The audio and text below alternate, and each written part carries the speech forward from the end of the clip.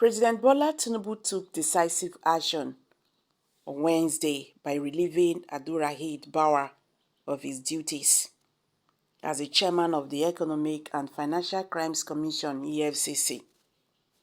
As the president, who commenced his term on May 29 with the highest corruption perception index among Nigerian leaders, he emphasized the need for a thorough investigation into numerous petitions that raised concerns about the conduct of the anti-graft chief during his tenure. Following his removal, Mr. Bawa was placed under the custody of the State Security Service (SSS), where he is currently undergoing extensive interrogation. It is worth noting that as of the time of this publication, he has not been granted access to legal representation. Mr. Tinubu's recent actions have garnered both support and skepticism from various quarters, while his supporters applauded his swift response to complaints against public servants with his administration. In stark contrast to what they perceive as President Muhammadu Buhari's inaction in similar cases, anti-corruption activities remain doubtful about the timing and circumstances surrounding his sudden error towards Mr. Bawa. It is worth noting that Mr. Bawa holds a notable position in the EFCC, having been one of the agency's first cadets back in 2003. His appointment as the agency's youngest ever leader, confirmed by the Nigerian Senate in 2021, was seen as a significant achievement.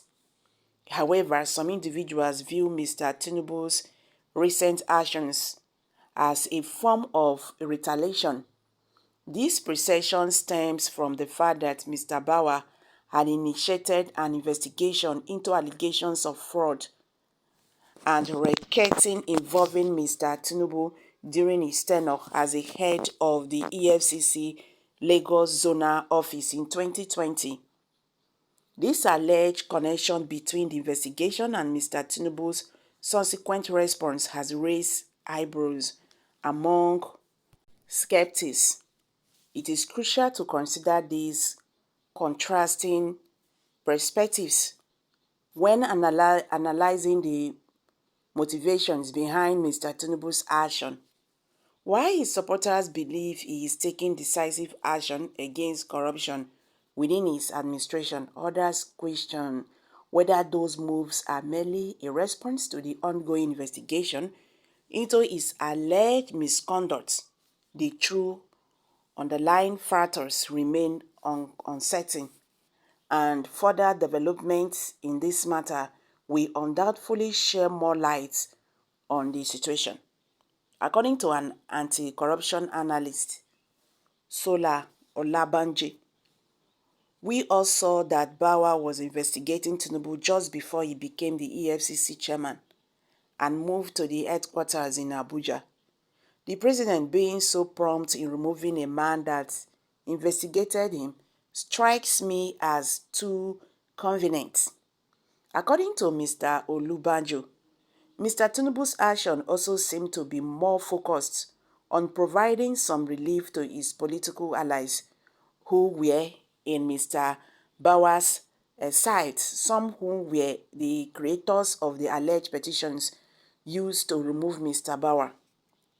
We should see this second part for what it is,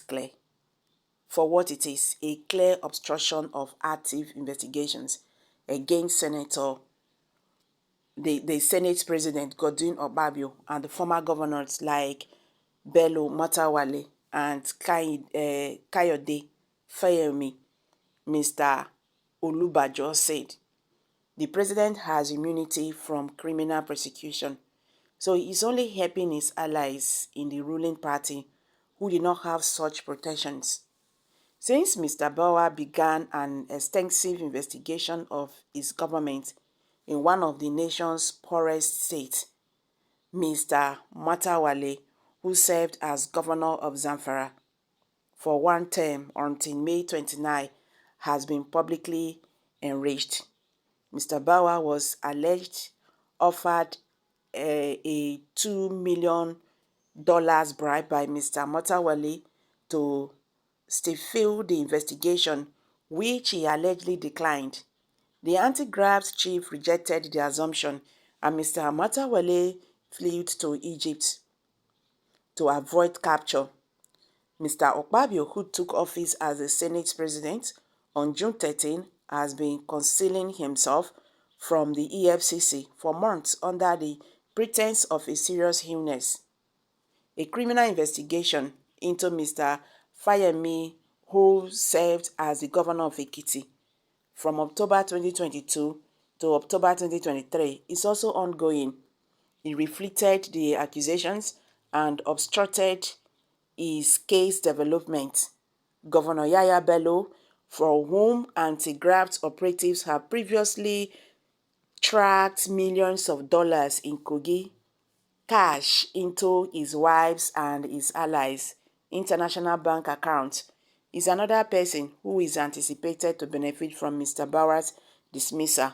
All claims were refuted by Mr. Bello, who also charged Mr. Bauer with victimizing Mr. Bauer's family and administration on behalf of Mr. Bauer's political foes. All these corrupt characters and their likes will now have a respite under the Tinubu government, Mr. Olubanjo said. It is disturbing and a reservoir of any major progress the EFCC made under Buhari, who was just as corrupt and different to corrupt aides and assumptions and associates. Mr. Bauer's dismissal came just days after the president fired Godwin Emefiele, a rival who was believed to be the governor of the Central Bank of Nigeria, on the grounds that he wanted to begin his administration with a clean state, according to the president's spokesman, Dele Aleke. Mr. Tinubu has denied favoring his allies with Mr. Bauer's dismissal. Nevertheless, Mr. Olubanjo argued that Mr. Tinubu, who once lost money to American law enforcement for drug trafficking, should utilize his presidency to further his dishonest reputation. He should see his presidency as an opportunity to repair his image and leave a legacy of a leader who ensured personal, political, and considerations to foster a decisive law enforcement system for the Nigerian people, the analyst said. This is really very tough. I said it and I will continue to say it. Our president is doing all this because he has cockroach in his cupboard that he is not ready to let people know. That is why he's deriving pleasure in firing people anyhow without reason. I think I am beginning to be interested in all these news events in Nigeria, especially the one releasing to Mr. President Tinubu. If I may ask, what type of government do you people want? You accuse Goodluck Jonathan. Buhari has been so too slow. Now, is Tinubu too fast? What do you want? Ethnic biased people. Okay, guys, these are reactions from Nigerians. Please kindly share your views below the comment section. Thank you.